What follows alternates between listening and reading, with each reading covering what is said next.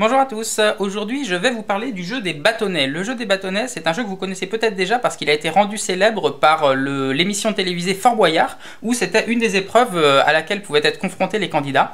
Il se joue à 2 joueurs, ce jeu, qui ont face à eux un certain nombre de bâtonnets. Alors ici il y en a 20, mais il pourrait y en avoir plus ou moins de 20. Et chacun leur tour, les 2 joueurs peuvent prendre soit 1, soit 2, soit 3 bâtonnets.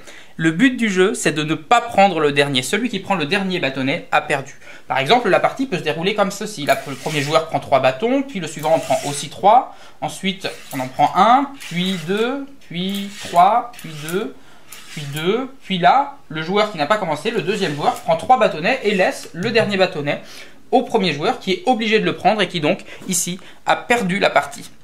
Alors la question que je voulais vous poser à propos de ce jeu, c'est: existe-t-il des stratégies qui permettent de gagner à tous les coups? Jouez-y chez vous, essayez, je vous donnerai la solution dans une prochaine vidéo. Commencez par exemple avec des positions plus simples. Que se passe-t-il si au départ il y a seulement 4, 5 ou 6 bâtonnets? Commencez pas forcément tout de suite avec 20 bâtonnets d'un coup. Si jamais vous n'avez pas de bâtonnet chez vous, c'est facile, hein, vous pouvez prendre n'importe quel type d'objet, des allumettes, des petites cuillères, ça fait tout à fait l'affaire.